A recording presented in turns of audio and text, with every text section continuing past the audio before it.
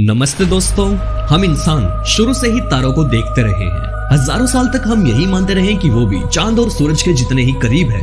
लेकिन आज हम जानते हैं कि हमारा ब्रह्मांड कितना विशाल है। सबसे करीबी तारा भी हमसे करीब 40,000 करोड़ किलोमीटर दूर है। हमारे पास आज जो सबसे तेज स्पेसक्राफ्ट मौजूद है वो भी वहां तक पहुंचने में करीब 10,000 साल तक लगा सकता है। हमारे ब्रह्मांड में अनुमानित 20,000 करोड़ गैलेक्सीज मौजूद है और उन सभी गैलेक्सीज में लगभग 1,000 करोड़ स्टार्स मौजूद है और उन सभी स्टार्स को ऑर्बिट करता हुआ एक गोला जिसे हम प्लैनेट्स के नाम से काफी अच्छी तरह समझते हैं। तो अगर हर एक सितारे का एक प्लैनेट भी हम मानकर चलते हैं तो भी इस ब्रह्मांड में लगभग 1,000 करोड़ प्लैनेट्स होने की पूरी आशंका है। तो सवाल ये है कि क्या हमारी पृथ्वी ही है जहां पर जीवन संभव है, या फिर ब्रह्मांड में ऐसे भी कोई ग्रह मौजूद है जहां पर जीवन की होने की पूरी संभावना है। हो सकता है कि वहां पर प्रजातियां खूब अच्छी तरह से फल फूल रही होगी, और हाँ, हो सकता है कि वो अपनी टेक्नोलॉजी की मदद से इस पल में भी हमें देख रही है और हमारी हर एक क्रिया का उन्हें पूरा हिसाब है। और अगर ऐसा कोई ग्रह मौजूद है तो इस ब्रह्मांड का सच्चा नागरिक दिखाने के लिए हमें अब वो करना होगा जिसे फिजिक्स इम्पॉसिबल कहती है। हमें लाइट की स्पीड से भी कई सौ गुना ज्यादा स्पीड से स्पेस में ट्रैवल करना होगा अगर हमें स्पेस एक्सप्लोरेशन के सपने को साकार करना है। तो क्या हम इस ब्रह्मांड में अकेले जी रहे हैं या नहीं? ये दोनों सवाल ही अक्सर हमारे दिल में एक डर जरूर पैदा करते हैं। डर इस बात का कि क्या होगा अगर इस ब्रह्मांड में हमसे भी एडवांस कोई सिविलाइजेशन मौजूद होगी, तो क्या होगा?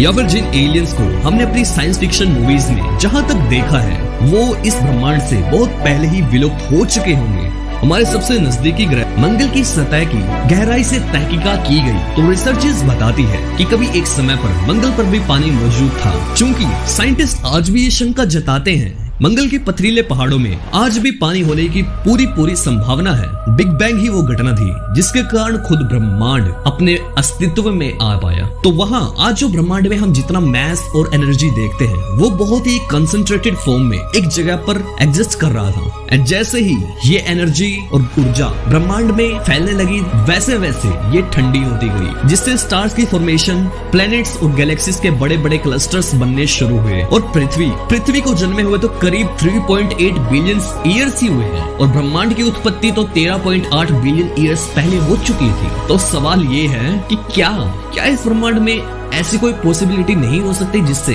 हमसे भी करीब 10 बिलियन ईयर्स पहले क्या कोई प्रजाति जीवित नहीं हो सकती जहां पर जिंदगी शायद शुरू होके भी खत्म हो चुकी होगी, या फिर अभी जिंदगी वहां पर मौजूद है और वो अभी तक चल रही है? सोचा कभी कि क्या ऐसा नहीं हो सकता? बिल्कुल हो सकता है मेरे भाई, बिल्कुल हो सकता है। आप, मैं या हर एक इंसान का वजूद कार्बन के बिना इमेजिन करना एकदम बेवकूफी वाला काम है, क्योंकि एक कार्बन ही एक ऐसा एलिमेंट है जो ऑलमोस्ट सभी एलिमेंट्स के साथ मिलकर खुद को एक कॉम्प्लेक्स फॉर्म में बदल सकता है। तो बहुत चांसेस है कि फ्यूचर में अगर हम किसी एलियन प्रजाति को ढूंढने में सक्षम होते हैं तो उसके कार्बन बेस होने की चांस सबसे ज्यादा है, क्योंकि इसी से हमारा डीएनए बना हुआ है और इसी पर हमारे जीवन की बहुत सारी क्रियाएं डिपेंड करती हैं। हो सकता है कि जिस समय पर हमारी पृथ्वी पर जीवन संभव हो पा रहा था उसी वक्त ब्रह्मांड में ढेर सारे ऐसे प्लैनेट्स मौजूद होंगे जहां पर एक समय में जिंदगी पनप रही थी। ये कहना बिल्कुल भी गलत नहीं होगा कि इस यूनिवर्स में हमसे भी एडवांस कोई एलियन सिविलाइजेशन मौजूद है जो हर मायने में हमसे बेहतर होगी। एंड हाइपोथेटिकली, और अगर मान भी लेते हैं कि अगर इस ब्रह्मांड में ऐसी कोई सिविलाइजेशन मौजूद है तो वो हम इंसानों से 100-200 नहीं बल्कि 1000 गुना ज्यादा एडवांस है। सवाल ये है तो फिर वो हमारे द्वारा भेजे गए रेडियो सिग्नल्स को रिस्पॉन्ड तो जरूर करना चाहिए ना।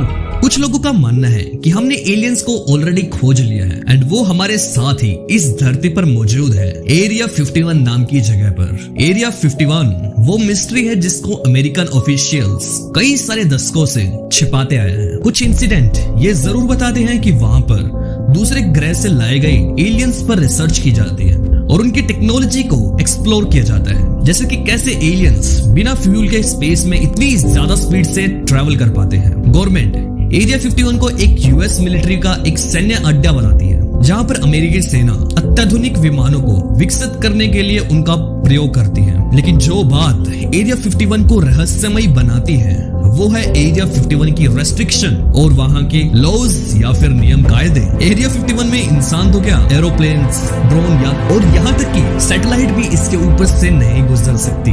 एक बार इस क्लिप को सुनिए ध्यान से। Online, you're on the air. Hello. Hello, Art. Yes. Hi. I don't have a whole lot of time. Well, look, let's begin by finding out whether you're using this line properly or not. Area 51. Yeah, that's right. Were you an employee or are you now? A former employee. Former employee. I was let go on a medical discharge about a week ago, and I've kind of been running across the country. Oh man, I don't know where to start. They're gonna they'll triangulate on this position really soon. So you can't spend a lot of time on the phone. So give us something quick. Okay. Okay. What we're thinking of as aliens are they're extra-dimensional beings that an earlier precursor of the space program made contact with. They are not what they claim to be. They have infiltrated a lot of aspects of the military establishment, particularly the Area 51. The disasters that are coming, the military, I'm sorry, the government knows about them, and there's a lot of safe areas in this world that they could begin moving the population to now, Art. But they're not doing anything. They are not. They want the major population centers wiped out so that the few that are left will be more easily controllable.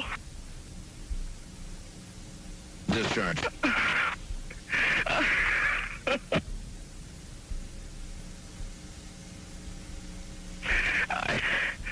I started getting. इस clip में गौर करने वाली बात थी extra dimensional spaces की, जिसका मतलब ये है कि वो डायमेंशन या फिर आयाम जिसको हम नहीं देख सकते। जैसे जिस डायमेंशन को हम देख सकते हैं वो है लेंथ, ब्रेड्थ एंड हाइट, यानी कि एक स्पेस।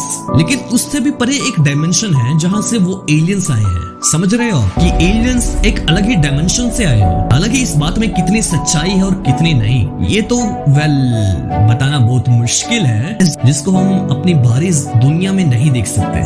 एलियंस या फिर यूएफओस के जितने भी हम फोटोज या वीडियोस देखते हैं उनमें से मोस्टली फोटोशॉप की गई होती है, जो कि रियलिटी पर बेस कभी नहीं होती। लेकिन आज भी हमारे पास ऐसा कोई सॉलिड प्रूफ नहीं है जिससे कि हम बता सके कि एलियंस को हमने कभी देखा है या फिर इस ग्रह में, या फिर वो सच में मौजूद हो भी सकते हैं। बट ये जरूर पता है कि एलियंस मौजूद है और वो रहेंगे, क्योंकि हमारा ब्रह्मांड ही इतना विशाल है। वो हर पल में हम पर नजर बनाए रखे होंगे।